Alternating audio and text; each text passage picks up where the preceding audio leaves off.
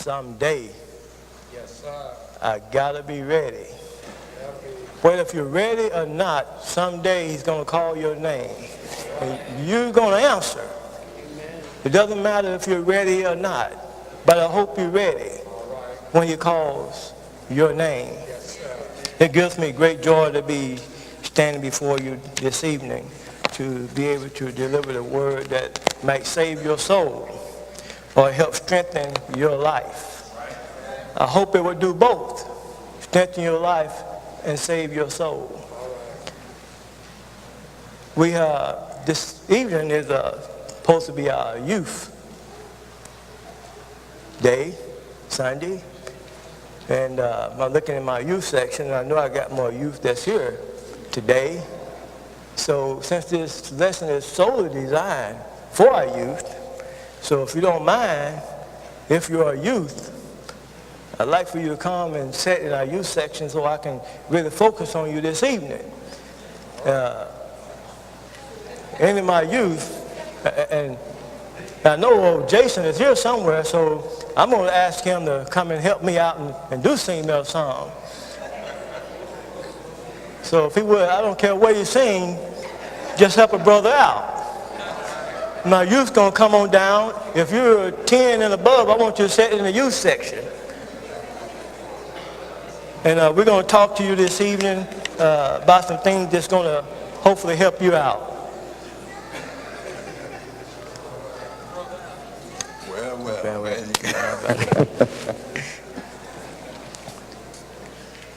All right, they got me. So this is a bass day for me. My voice is in bass mode today, so I didn't expect to have to lead, but it's all right. Let's see what we know. What do we know? Humble thyself. We still sing that, right? All right. Let's go on and can we stand up? Let's go on and stand up. Let's stand up. Let me have the bass start off with me and just keep the tempo of the song. Humble thyself. Humble thyself. Humble thyself. Keep that tempo. Humble thyself. Humble thyself. Humble thyself. Humble thyself. Humble Oh, humble thyself in the sight of the Lord. Oh, humble thyself in the sight of the Lord, and he will lift you up, and he will lift you up. So humble thyself in the sight of the Lord. Humble thyself in the sight of the Lord. Humble thy, and he will lift you up, and he will lift you up. Amazing grace, how sweet the sound. Amazing grace, how sweet the sound that saved a wretch like me, that saved a wretch like me. 'Cause see, I once was a lost, but now I'm found. I was trapped by sin, and I once was lost, but now I'm found. See, I was blind, but now I see. 'cause I was blind, but now I see. Oh, and when we've been there 10,000 years, oh, and when we've been there 10,000 years, and bright shining as the sun, bright shining as the sun. I said we'll have no less days to sing God's praise. Oh, and we've no less days to sing God's praise than when we first begun. Than when we first begun. So humble thyself in the sight of the Lord. Oh, oh, humble thyself in the sight of the Lord, and he will lift you up, and he will lift you up, and he will lift you up, and he will lift you up, and he will lift you up, and he will lift you up. Amen. You may be seated. I know we appreciate Jason doing that. I know he appreciated it because he know each side love him and they love to hear him sing. That's why we wanted him to come up and give us his own rendition. Before I get started, I want to recognize any visitors we may have in the house. So at this time, if you're a visitor and you're not a member here at the Eastside Church of Christ, have you stand just so we can recognize you and fellowship with you later at a better time. Appreciate your presence. And you may be seated. I know we have a couple of more because I brought them. I don't know why they didn't stand, but I'm going to talk to them later.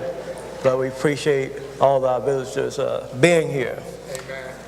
Today our lesson, as was stated, is coming out of Ecclesiastes 12, 1, 2, 3. And brother already read our scripture, but I'm going to read a little bit again, just the first verse. Remember now your Creator in the days of your youth, before the difficult days come and the years draw near, when you say, I have no pleasure in them. That's a good, strong statement for our youth, because being a teen today is difficult. But teens are amazing. They have a lot of different talents and insight and opportunities that teens have never had before. But what comes along with that is concern when it comes, especially as a parent, when it comes to church leaders. And it should be a concern because the world is throwing so much at our teens.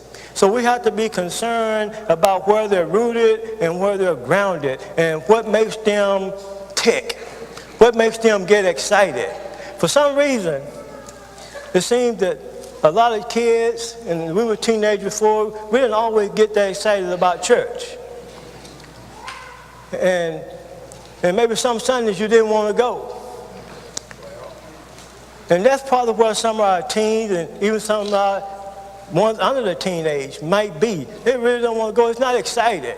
Because when they go to school and they get to do so many different activities and they get involved in so many different things and they have fun, it piques their interest.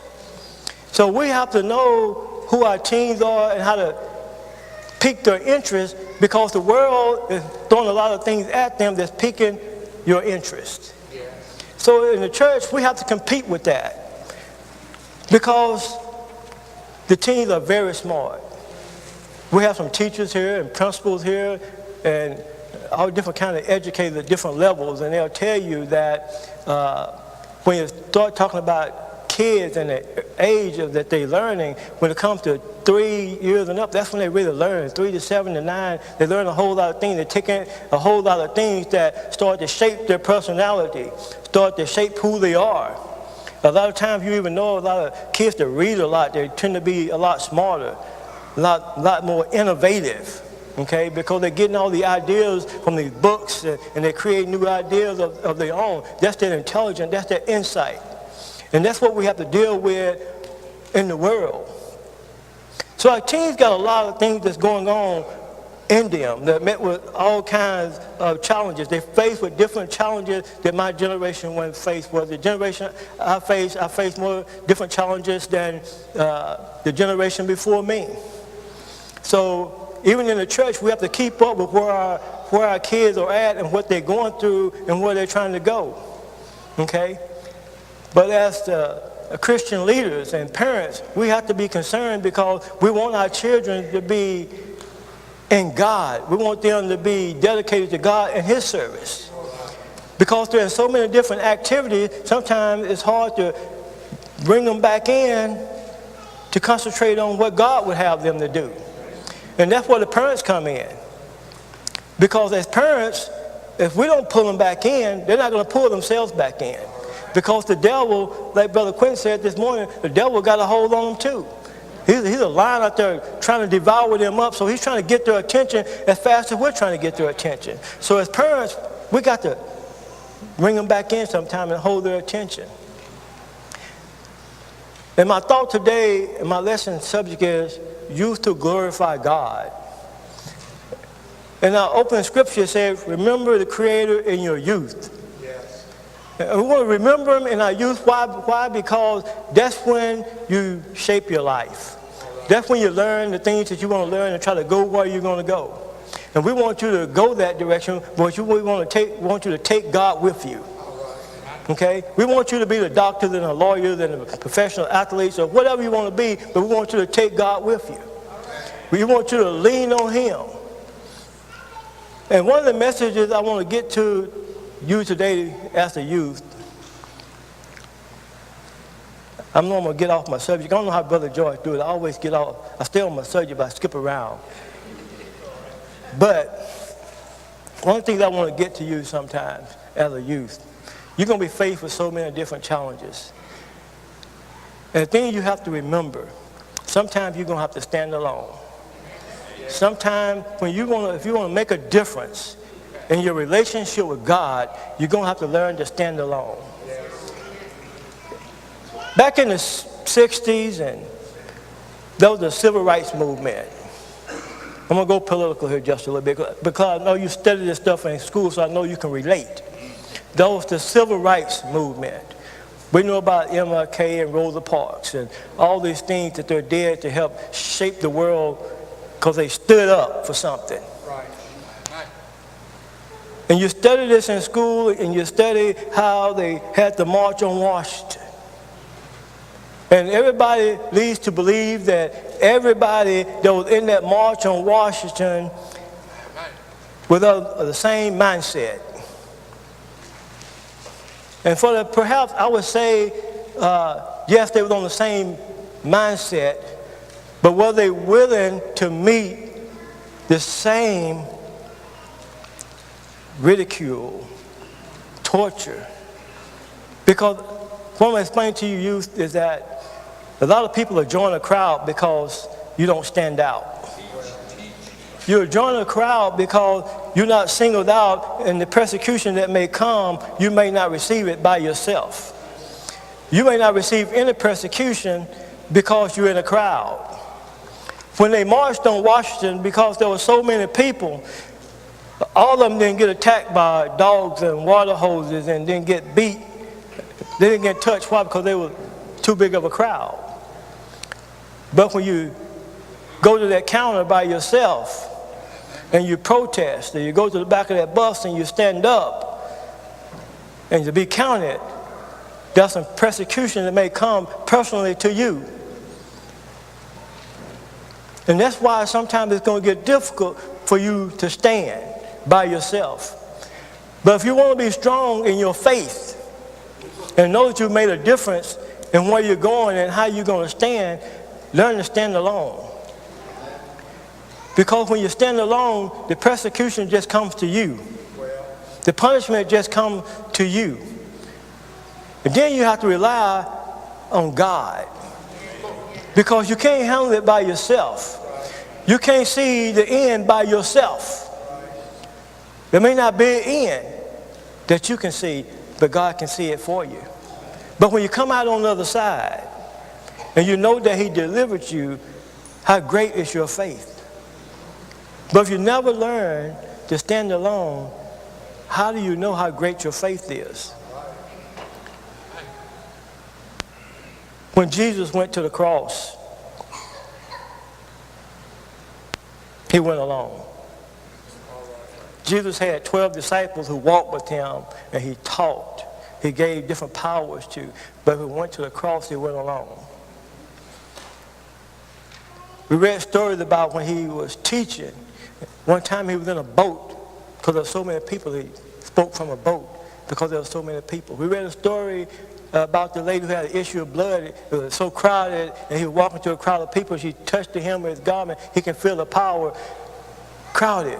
So we know he had a lot of followers, but he went to the cross alone. But when he went to the cross, he carried everybody with him. Sometimes you have to stand alone to make the real difference in your life. MLK made a difference in this world because of what he did and the people who followed him. We have a lot more rights today than we ever had, and hopefully they're getting better for everybody. Amen. But let me tell you, because of what he did wasn't the difference maker. That wasn't the difference maker. Because even then, there wasn't enough people against racism to make the change. There wasn't enough people that hated racism at that time to make the change. What made the change? God changed the hearts of men in certain places.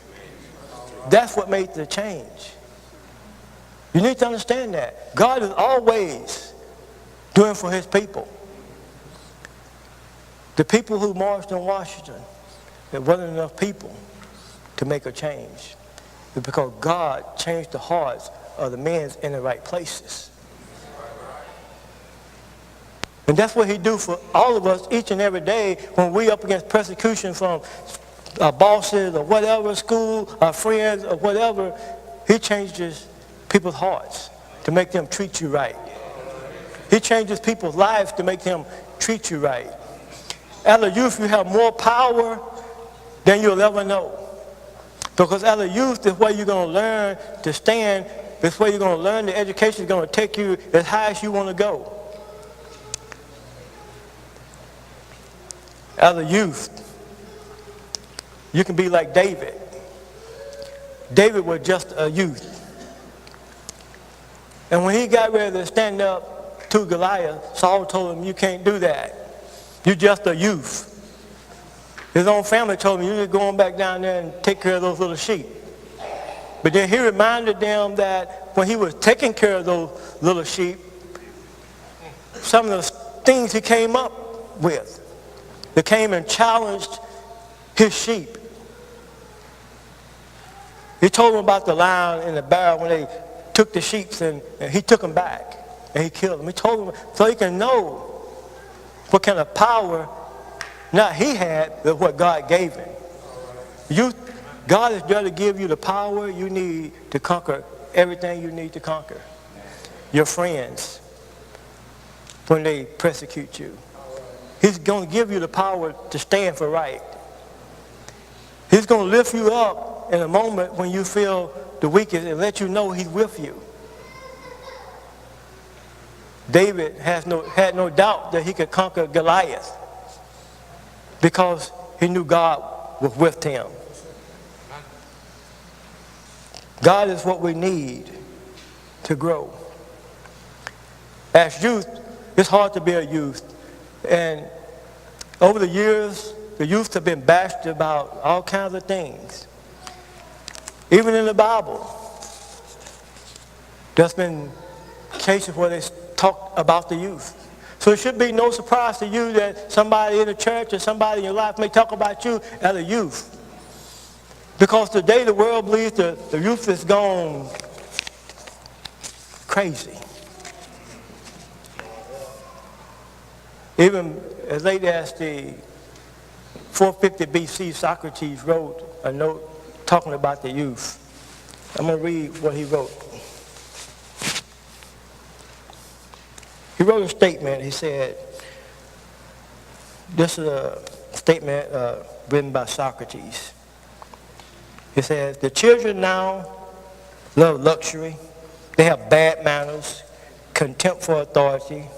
They show disrespect for elders, love the chatter and place of exercise. Children now are tyrants, not the servants of their household. They no longer rise up when elders come in the room. They contradict their parents, chatter before company, gobble up the dainties at the table, cross their legs. They're tyrants to their teachers. That was Socrates way back in 1450. What do you think about that? Does that sound like how they describe you today? That sounds exactly how they describe you today. If I was a youth, I would feel not at ease to know that they describe the youth like that today. We all know not all the youth fall into that category. But we do know there are some that fall into that category. And if you don't watch where you go, what you say, and what you do, you'll fall into that category. But how do you not fall into that category? By putting Jesus in your life. Then Jesus be your example. Putting God in your life. That's how you don't wind up with that reputation. Even in the Bible, if you can get for me, put on the screen for me, 2 Kings 2, I think it is, 23 to 25. 2 Kings 2. Even in the Bible, they talk about the youth and their behavior. It says, then they went up from there to Bethel. And as he was going up the road, some youth came from the city and mocked him and said to him, go up, you bald head. Go up, you bald head. Even in the Bible, that problem with the youth. So it's always been tough to be a teenager. It's always been tough. And it's getting tougher because of the things that you have to face and the technology that you use to do what you do. You got these cell phones, and you can do almost anything you want to do on a cell phone. Look up anything, read anything, see anything. It's a dangerous instrument for the youth. I got a daughter. She just learned to drive. We got her own little car in the family. She dedicated to drive. And one of the things I'm planning on doing is I'm gonna have a class within the next few months for all our youth that just started driving. Because there's so much happening to our youth in society when they get pulled over by the police officers. So I want to make sure they understand their rights when they get pulled over. Unfortunately, as I've been putting this information together, sometimes standing up for your rights can cost you. Standing up for your rights can cost you. So I want to teach these teens how far to go in standing up for their rights. I wish you could go the whole way. But unfortunately, you put yourself in danger by standing up for your rights the whole way. And that's some of the things that we have to consider when it comes to our youth, because these are the things that our youth are facing, because the world has changed, but it hasn't changed enough. So we have to prepare our youth on every level. And back to these cell phones that you're using. And the reason I mention that because these cell phones, they track everything. Everything. So I don't have to worry, if my daughter got a cell phone, I really don't have to worry about where she's at. I can take that phone and tell her everywhere she's been and how long she was there. I'm going to tell you how smart these cell phones are, because, and the computers in your car, because my wife got another car. We had it almost a year now, but after we got it, after a while, one Sunday morning, we got in the car to go to church, and the computer said 23 minutes to each side. All we did was crank up the car. And then to show you how smart it was, we decided that morning, we left a little bit earlier, so we went to get some breakfast, get some donuts on the way, to eat on the way, and once we got to the donut place, we decided to take the toll.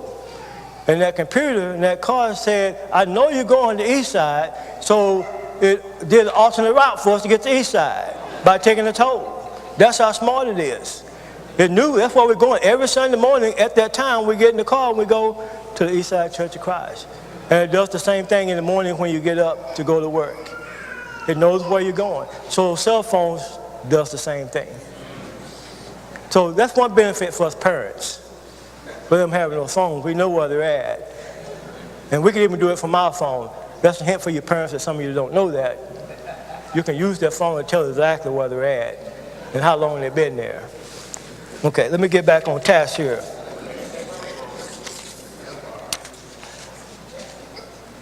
And again, I was talking about David. Even David and his family, when he got ready to fight Goliath, didn't believe in him. I'm going to tell you, youth, if nobody believes in you, you have to believe in yourself. That's why I'm telling you, some days you're going to have to stand alone, and you're not going to make a better statement to your faith than when you stand alone and come out the victor. That's when you're going to know you're ready for a society. That's when you're going to know that you're following Christ the way he would have you to follow him. That's when you know that you're glorifying Christ, when you're able to stand by yourself and not worry about being persecuted. Bring the persecution to me because I'm standing for Christ. That's what David said. I'm going to fight this giant because I have Christ on my side. I have God. He's going to take care of me. He's going to help me deliver this oversized Philistine in your hand. He's going to do it. So in the task that you have, in the struggle that you have, all you have to do is take God with you. But if you try to do it on your own, you're probably going to fail. But if you stand alone, you ever find yourself standing alone, and God deliver you, how strong will your faith be? You're going to know that you didn't do it by yourself. Even as adults, we still have to learn how to let God handle it. A lot of us are still in situations today, whether it's job-related, financial related, we're in a different situation because we don't let God handle it. We got adults that get mad at the boss and quit a job before we have another one. And know we got to eat, know we got to pay our bills. Because you get angry and you get your responsibility because you're so angry. Decisions that we make. We try to change things without letting God change it for us. So it's not easy to be a teen. It's not ever going to be easy to be a team. But in order for us to do it the way God wants us to do it, in order for us to glorify him the way he wants us to glorify him in our lives, we got to learn to appreciate him for who he is. We got to learn to appreciate him that he is our creator. That's why we should have to remember him in our youth. We have to remember that he is our creator. He knows everything about us. He knows how to handle anything that we come up against. He knows how to handle it because he created us. We got to have some affection and love for him. They'll help us make the right decisions. We have to have that sense of fear to do what he wants to do and understand the punishment when we don't do it. We have to have some admiration for him. We have to know we have to be subject to him in everything that we do.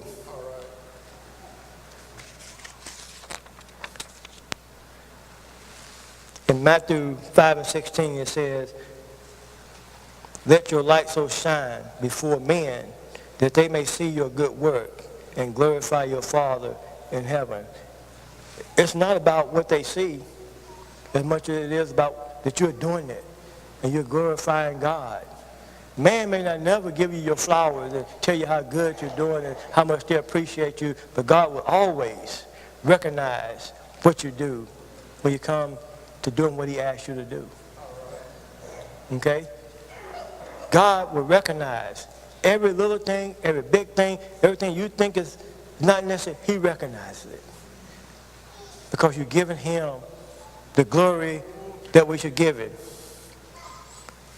1 Corinthians 6:20 say, "For you are bought with a price. Therefore, glorify God in your body, in your spirit, which are God." You belong to him. Everything about you belongs to God. So he wants you to use yourself and your body and your mind to glorify him. And we're telling you to do it while you're young, because when you get old, it may be too late. If you make it to be old. He's saying that he wants you to do it while you're young and you're healthy and you're strong. You may wonder why he wants you to do that. As youth, you may can figure it out because most of you are very smart. When you're young, your mind has so much on your mind, there's so much you want to do, and the devil's trying to get you while you're young.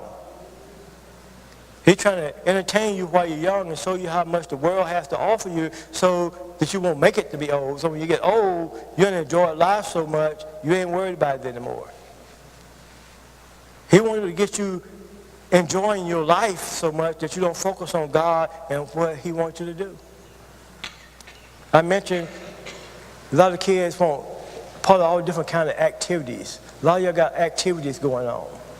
Okay? And one of the things I like to see Eastside do, because if we're going to help our children out, we got to create more activities for our youth. Every year we go to the youth conference. That's a good activities. But that's one great activity for a whole 365 days. We have a youth course, and we sing. We can't get everybody to participate in that. So, again, that goes back to the parents. How are you going to glorify God if you don't give any time to God? That's part of glorifying God. That's a part of submitting to what he wants you to do.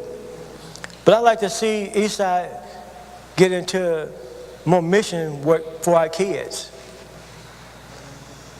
We need to get our kids going to mission trips and where they can learn, they can give back.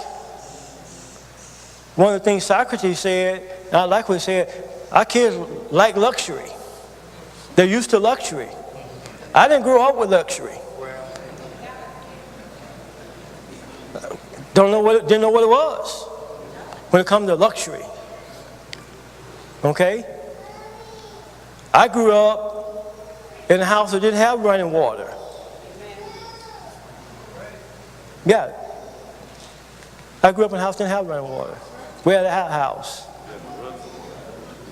We had a spring that we had to go get our water from, and it was probably about 100 yards away.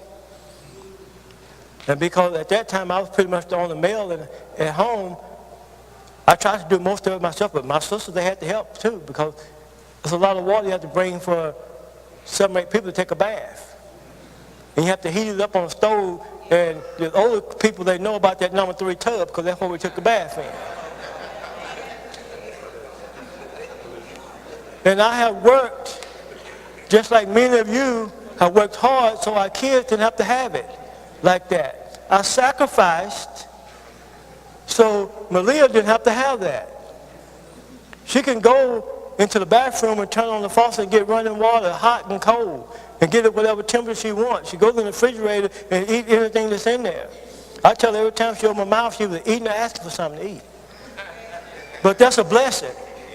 But I, like many of you, sacrificed so that our kids didn't have to grow up the way we grew up. And we got to teach them to appreciate it.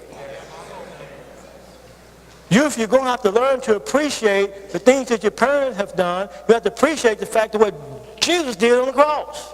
And that's how you glorify him, by appreciating what he did. We got children talking back to the parents, telling them what they're going to do. Parents having to beat the kids to straighten you out because you're talking back. But you ever think about what they've done to get you what you have? The sacrifices. I made personal sacrifices to make sure I went to college. I didn't date till I got to college. That was my choice. Because I wanted to get to college. There were 2 opportunities for me to get where I wanted to go. Was it academic scholarship or athletic scholarship? I had both. Academic scholarship didn't pay me enough to go to the University of Texas and pay for everything. Because I didn't have any money, I had to take the one to make sure I had enough. Sacrifice. If I could have went to UT and didn't have to get on that football field and get knocked around in 120-degree heat in practice, I would have did it. Because I knew I wasn't going pro, but what I didn't, I wanted education. I wanted something better for that young lady that sits right there. And all your parents did the same thing. And we got to teach our kids to appreciate it. You're not teaching them to glorify Christ when you're letting them stay at home when they should be here. You're not teaching them to glorify Christ when you're not bringing them to Bible class. You're not teaching them to glorify Christ when we got a youth group that they don't participate in. You're not teaching them to glorify Christ when we try to go to the youth conference every year and you won't spend money to send them to the youth conference, but you'll send money for them to play basketball, track, and football, and everything else. You're not teaching them to glorify Christ. Then you wonder why you lose them. Then you wonder, and some of you didn't do it, and you know your children are not here right now. And some of you won't even tell the story to the parents that are messing up today. You see some of the parents messing up right now, and you won't teach them. You won't tell them. We're supposed to love one another with fervent love. Where's the love when you see someone's child messing up and they're not teaching their child to be part of the youth, not bringing them to the Bible class, and you're not saying anything? Where's the love?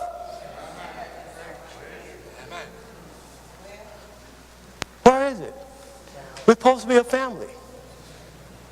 When do the family start? I can't afford to send my kid to a youth group. My mother used to always say, well, the other will, the other way. But the other will, the other way. Bible also tells us we have not because we ask not. How is God supposed to know what you need if you don't tell him? How is you supposed to get what you want if you don't ask? The other way to have everything you want in this world is by putting God first. When you put him first, he said he'll add all things to you. He's going to give it to you. Just put him first. He'll straighten out every wrong in your life. He'll make all your wrongs right in your life if you just put him first. You just put him first. You want to achieve what you want to achieve and feel good about yourself, just put him first. I said enough, hopefully help someone. But you had a Jesus, who I mentioned earlier. He went to the cross.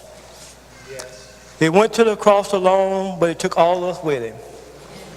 And he did that because it was the only way that he could save us. The only way that he can save us. He stood alone on that cross. He buried all our pains, took all our sins to the cross. So what does that mean for us? What it means for us is that now we have his blood that can wash us clean as snow. What it means for us, all the wrong things you've done in your life, all the bad decisions that you made in your life, he can wash them away. He can help you straighten them out. That's what it means for us. What do it mean for us? It means that you're never, ever alone. When hard times come, and you've cried so much that there's no more tears, he says, I still got an answer for you. And those times come when you are standing alone. And there's no one there beside you. There's no one there to say, I love you. Because all those people who say they love Christ, they love Jesus, all those people that followed him,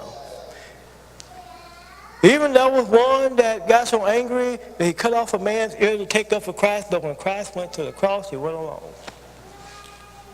You're going to have friends and loved ones that's going to say they're going to be there for you ever. They're going to be there when you need them. You just ask and they're going to help you. The only person that you can count on that's always going to be there and will never fail you is the God. So if you don't put him first and you come up short, you'll know why. Because you're depending on a human that will fail you. But God will never fail you. So if you want a God in your life that will never fail you, you want a God in your life that's going to wash you pure as snow. You want a God in your life that's going to protect you from any hurt and danger. And when he don't, when he allow you to go through those things that you're going to go through and come out on the other side, you're going to be better for it. You're going to be better for it. So if you want a God in your life like that, we ask you to come. I will stand and sing a song of invitation.